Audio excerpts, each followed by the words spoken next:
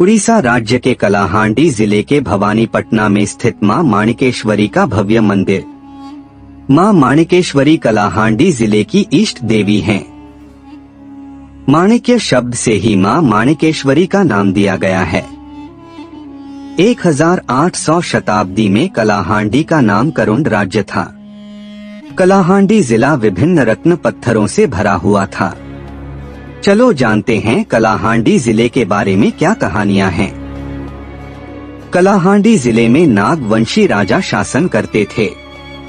तब राजा वंश के छठे राजा का राजतंत्र बहुत हंस खुशी से चल रहा था और वह परिवार का संचालन कर रहे थे। राजा अपने घर में अपनी पत्नी और पुत्र रामचंद्र के साथ दिन गुजारते थे। इसी तरह कुछ दिन बीतने के बाद राजा ने इस धर्म त्याग दिया। उनकी पत्नी और पुत्र अब संसार में अकेले रह गए। उनके दोनों के लिए कोई रास्ता नहीं दिखा। तब राजा के पुत्र बहुत छोटे थे। माँ और पुत्र क्या करेंगे, सोचते हुए उन्होंने आखिरकार निर्णय लिया कि रानी अपने पुत्र को लेकर अपनी माँ के घर चली जाएंगी। पुत्र को गोद में लेकर रानी अपनी माँ के घर चली गईं। उनकी माँ घर के लोग गंगवंशी थे। वहाँ कुछ समय बिताने के बाद रानी ने अपने राज्य कलाहांडी के बारे में सोचा। कुछ दिन माँ के घर बिताने के बाद वे वापस अपने राज्य करुंड यानी कलाहांडी आईं। तब तक राजकुमार बड़े हो चुके थे। राजकुमार रामचंद्र ने लौटते समय अपने साथ माँ माणिकेश्वरी को लाया, जिसे उन्होंने युगसाही पटना में स्थापित किया और आज भी वहाँ माँ का मंदिर है। बाद में राजकुमार ने मां माणिकेश्वरी को लेकर जूनागढ़ में स्थापित किया। इसके बाद कई दिन और कई वर्ष बीत गए। 23वें राजा नारायण देव के शासन काल में राज्य में एक संक्रामक रोग दिखाई दिया, जिससे कई नागरिकों की जान गई। इतना ही नहीं, राजा के छोटे पुत्र भी इस रोग से पीड़ित होकर मौत को प्राप्त हुए।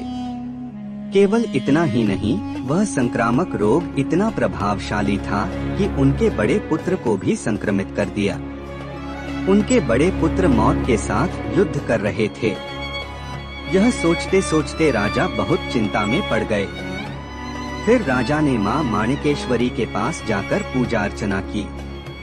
इसके बाद मां माणिकेश्वरी की कृपा से उनके बड़े पुत्र ठीक हो गए।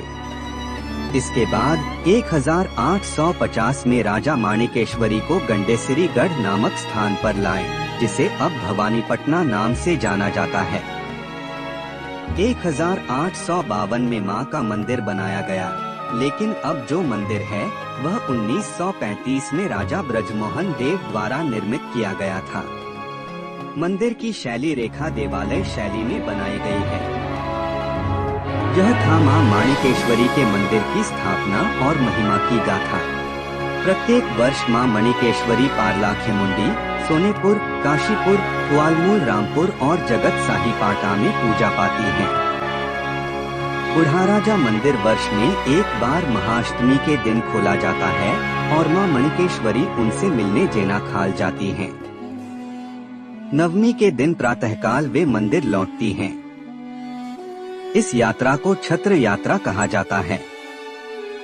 मां माणिकेश्वरी घुमरा निशान और घंट की ध्वनि के साथ मंदिर आती हैं। यह यात्रा ओडिशा में प्रसिद्ध है। दूर दूर से भक्तगण अपनी मनोकामना पूर्ण करने के लिए मां के पास पशु बलि देते हैं और पूजा अर्चना करते हैं। यह थी मां माणिकेश्वरी की आत्मकथा। यदि वीडियो अच्छा लगा हो तो लाइक, शेयर और सब्सक्राइब करें।